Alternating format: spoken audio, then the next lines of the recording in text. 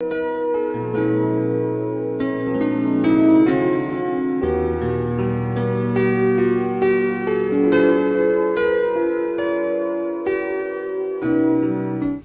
다 같이 사도신경으로 신앙 고백하심으로 새벽 예배를 함께 영혼을 드리겠습니다.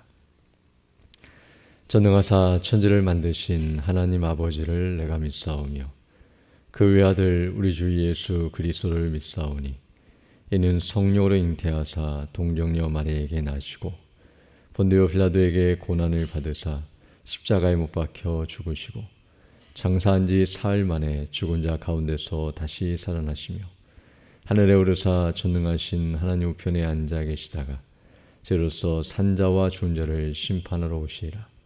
성령을 믿사오며 거룩한 공회와 성도가 서로 교통하는 것과 죄를 사하여 주시는 것과 몸이 다시 사는 것과 영원히 사는 것을 믿사옵나이다. 아멘. 우리 찬송가 41장, 새 찬송가는 20장입니다. 큰 영광 중에 계신 주. 41장, 20장 함께 찬양하겠습니다. 큰 영광 중에 계신 주, 나 찬송합니다.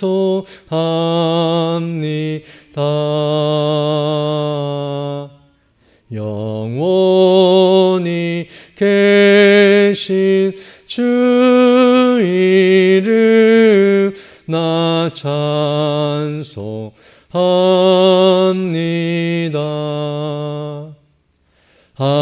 한없이 크신 능력을 나 찬송합니다.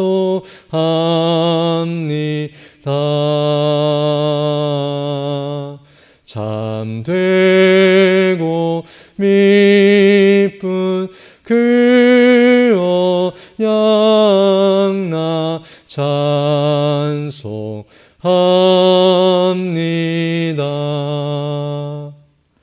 온 천지 창조하시던 그 말씀 힘이 있어 영원히 변치 않는 줄 나 믿사옵니다.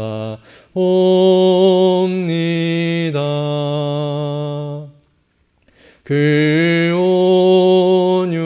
온유하신 줌서 날 불러 주시고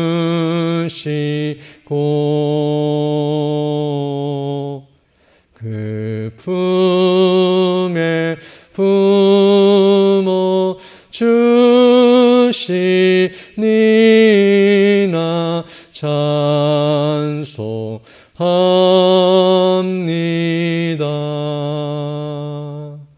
아멘.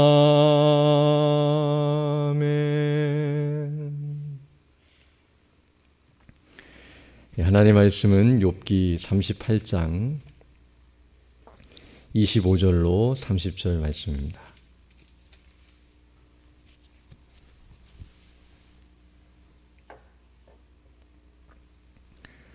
욥기 38장 25절로 30절 말씀입니다. 이소영 권사님 선교헌금 하나님께 드리셨습니다.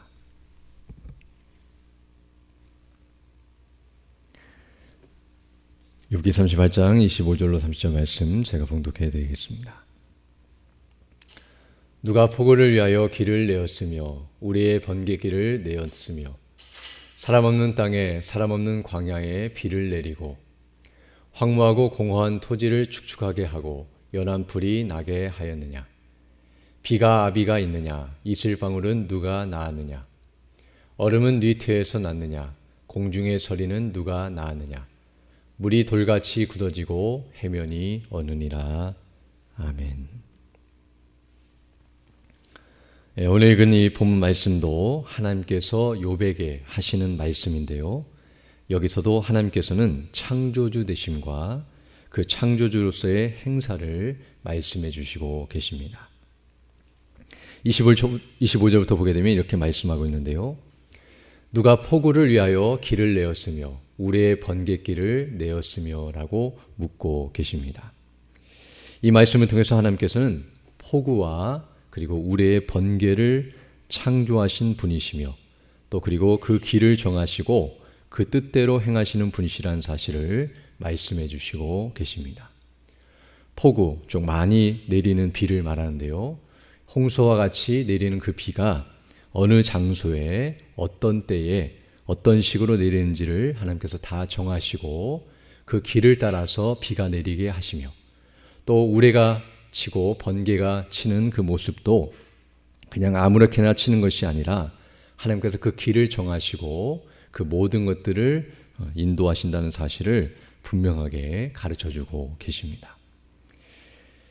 그리고 이 말씀을 통해서 하나님께서는 고난도 마찬가지라는 사실을 가르쳐주고 계시는데요. 인생에 있어서 폭우가 쏟아지고 번개가 치는 것과 같은 그런 고난이 찾아오는 것도 제멋대로 아무렇게나 되는 일이 아니라 하나님께서 그 뜻을 따라서 주권적으로 행하시는 창조주로서의 행사라는 사실을 가르쳐주고 계십니다. 그리고 이제 26절로 27절을 보게 되면 이렇게 말씀하고 계시는데요. 사람 없는 땅에 사람 없는 광야에 비를 내리고 황무하고 공허한 토지를 축축하게 하고 연한 풀이 나게 하였느냐라고 묻고 계십니다. 이 말씀을 통해서는 앞에서 했던 말씀과 연결해서 설명한다면 번개가 치고 비가 내리게 하시는 일은 하나님께서 사람들을 위해서만 하시는 것이 아니라 땅과 동식물들을 위해서도 행하시는 일이라는 사실을 말씀해 주고 계십니다. 26절 보게 되면 사람 없는 땅에 사람이 없는 광야에도 비를 내리시고 그리고 황무하고 공허한 토지에도 하나님께서 비를 내리사 그것을 축축하게 하시며 거기 연한 풀이 나게 하신다고 말씀하고 계시는데요.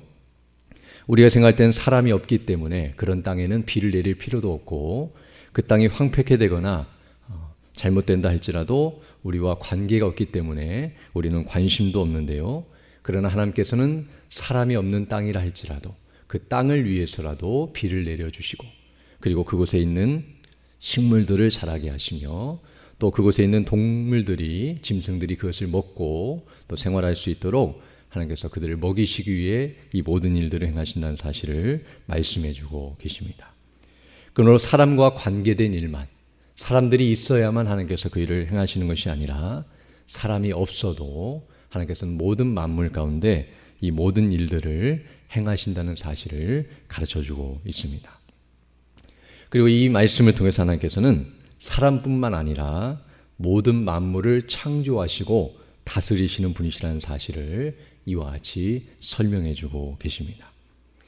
그리고 이어서 이제 28절로 30절에서는 이렇게 말씀하고 계시는데요. 비가 아비가 있느냐? 이슬방울은 누가 낳았느냐? 얼음은 뉘태에서 나느냐? 공중의 서리는 누가 낳았느냐라고 묻고 계십니다.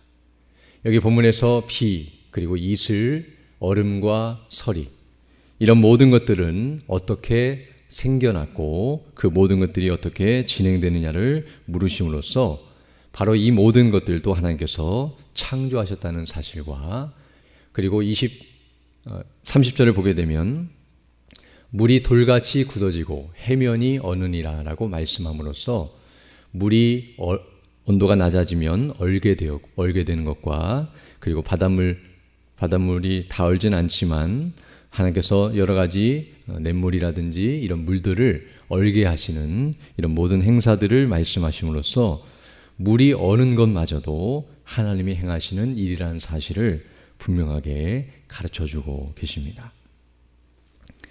이처럼 오늘 본문을 보게 되면 하나님께서는 창조주로서 그 뜻대로 모든 것을 행하신다는 사실을 가르쳐주고 있는데요.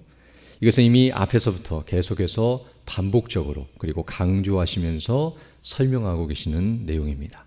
특별히 앞에서는 땅과 그리고 바다 또한 빛과 어두움, 여러 가지 이런 자연 만물을 말씀하셨다고 한다면 오늘 본문에서는 이제 눈이나 비, 또 폭우나 번개와 같이 기상 현상을 예로 들어 설명하시면서 이런 모든 것들도 하나님께서 창조하시고 하나님께서 다스리시는 사실을 분명하게 말씀해 주고 계십니다. 그러면서 이제 이 말씀을 통해서 하나님께서 무엇을 욥에게 가르쳐 주시고자 하시는가를 우리가 주목해 보기를 원하는데요.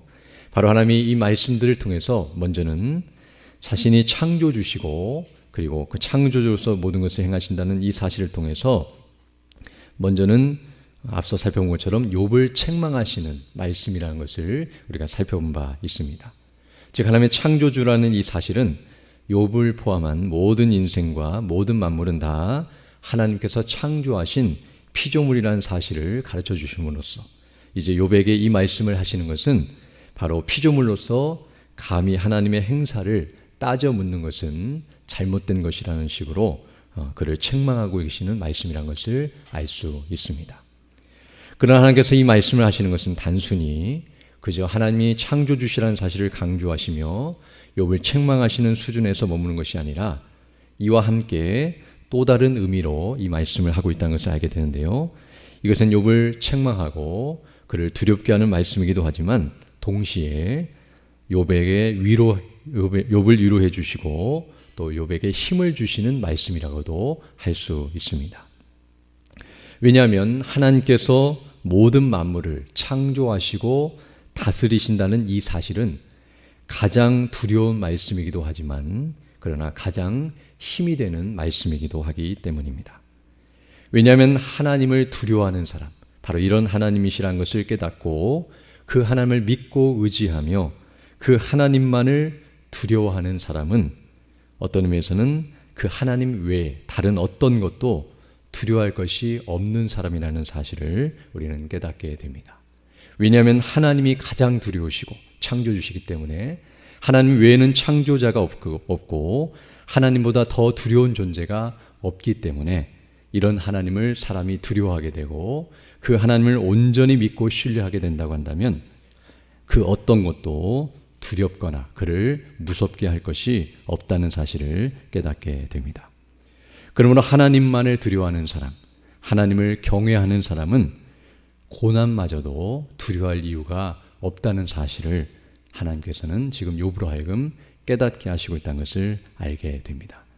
왜냐하면 고난이라고 하는 것도 앞서 말한 것처럼 하나님께서 다스리시는 영역 속에 속하여 있으며 어떠한 고난도 하나님의 능력을 벗어나거나 하나님을 이길 수 있는 것이 없기 때문에 앞에서 말한 것처럼 바다라든지 땅이라든지 또 빛과 어두움과 또 오늘 본문에서 말하는 것과 같은 이런 폭우나 번개마저도 하나님의 명령에 따라 순종하고 또 하나님께서 모든 것들을 주장하시고 통제하신다는 사실을 말씀해 줌으로써 고난도 하나님의 통치 영역 속에 들어있고 하나님께서 창조하시고 다스리시는 그런 영역에 속한 것이라는 사실을 다시 한번 분명하게 가르쳐주고 계십니다.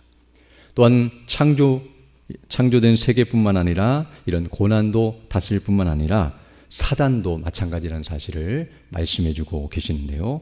우리가 이미 욥기 1장과 2장에서 살펴본 것처럼 사단도, 즉 마귀도 천사의 무리 속에 속하여 있다는 사실, 하나님 앞에 천사들도 모였고 그곳에 사단도 함께 와 있다는 사실은 바로 사단도 우리가 잘 아는 것처럼 천사고 타락한 천사인데요. 바로 피조물에 불과한 존재라는 사실을 가르쳐주며 하나님 옆에서 조언을 하거나 또 하나님 위에 있는 존재가 아니라 하나님 앞에 조아리고 하나님께서 물으시면 대답하는 존재라는 사실을 분명하게 가르쳐주고 계십니다. 그래서 하나님께서 그 보좌에서 사단이나 천사들을 향하여 내가 어디서 왔느냐라고 물을 때에 자신이 한 일에 대해서 보고할 수밖에 없는 그런 피조물에 불과하고 사단도 하나님께 따져 묻거나 또 감히 하나님께 물을 수 있는 존재가 아니라 하나님이 물으시면 그 앞에 대답할 수밖에 없는 피조물에 불과하다는 것을 이미 욥기 첫 번째부터 그 사실을 분명하게 가르쳐주고 있습니다. 또한 더 나아가 사단도 하나님이 명하시면 그 명하신 대로 할 수밖에 없는 존재라는 것을 다시 한번 가르쳐주고 계시는데요. 어떤 의미에서 어떤 면을 보게 되면 사단이 하나님의 명령을 거스리고 또 불순종하는 것처럼 보여지지만 그것도 하나님의 정하신 한도 내에서만 그렇게 할 수 있다는 것을 우리는 잘 알고 있습니다. 그래서 욥기 1장과 2장을 보게 되면 사단이 욥에게 고난을 부여하고 욥을 고통케 하는 그 일마저도 하나님께서 명하실 때만 할 수 있고 또 하나님께서 명하신 범주 안에서만, 어떤 때는 하나님께서 그 생명을 해하지 말라고 명하셨을 때에 다른 건 모든 걸 다 할 수 있어도 그 일은 행할 수 없었고, 또 하나님께서 명하시는 수준과 그 범주 안에서만 사단이 행할 수 있다는 사실을 가르쳐 주시므로 사단도 자기 멋대로 욥을 고난케 하거나 망하게 할 수 있는 존재가 아니라 하나님의 허락하심과 그 허용하심 안에서만 활동할 수 있는 존재라는 사실을 분명하게 가르쳐주고 있습니다. 욥이 1장과 2장에 그 하늘에 있었던 일을 욥이 알지 못했기 때문에 지금 고난이 주어지고 있을 때에 그 일에 대해서 두려워 떨고 있고 또 그 일에 대해서 답답해하고 있고 왜 이런 일이 일어나는지 알 수 없어 힘들어하고 있지만, 그러나 하나님께서는 지금 이 모든 것들을 말씀해 주심으로 말미암아 그 하나님을 두려워하고 그분만을 믿고 의지하는 자는 그 어떤 것도 두려워할 것이 없다는 사실을 다시 한번 분명하게 가르쳐주고 계십니다. 그러므로 지금 고난을 당하고 어려움 가운데 있다 할지라도 그 하나님을 경외하며 그 하나님만을 의지하고 나갈 때에 이 모든 것들을 등이 감당할 수 있을 뿐만 아니라 하나님의 은혜 가운데서 그 일을 그 모든 것 가운데서 가장 안전할 수 있다는 사실을 가르쳐주고 계신 것입니다. 즉 하나님의 은혜로 구원을 받은 자, 그리고 그 하나님 안에 있는 자는, 오늘날 표현하면 예수님을 믿고 구원을 받아서 하나님의 자녀가 되고 하나님의 백성이 된 자는 그 어떤 것도 두려워할 것이 없는 사람이라는 사실과, 그리고 그 사람은 가장 안전하고 복된 사람이라는 사실을 이와 같이 가르쳐주고 계십니다. 이처럼 우리도 하나님을 두려워하면서, 그리고 그 두려우신 하나님으로부터 하나님께서 주시는 위로가 무엇인지를 깨닫게 된다면 어떤 것도 두려워하지 않고 참된 평강과 안식을 누릴 수 있다는 것을 알게 되는데요. 오늘도 우리가 주일을 맞이하여 말씀을 듣고 예배를 드리는 가운데 그리스도 안에서 우리에게 베푸신 하나님의 은혜가 무엇인지를 다시 한번 깨닫고 확신하면서 그 은혜로 충만하고 또 그런 어떠한 일들 가운데서도 두려워하거나 염려하는 것이 아니라 도리어 하나님의 이름과 그 영광을 높이며 주의 뜻을 따라 순종함으로 나가는 우리 모두가 되어야 할 줄로 믿습니다. 이런 은혜 달라고 간구하시며 또 믿음으로 살아가는 복된 삶이 되기를 간절히 소망합니다. 함께 기도드리겠습니다. 거룩하시고 자비로우신 아버지 하나님, 감사를 드립니다. 지난밤에도 우리에게 은혜를 더해 주시고 또 이렇게 다시금 새날 새 아침을 시작하며 주께 경배하며 영광 돌릴 수 있도록 은혜 베풀어 주심을 감사드립니다.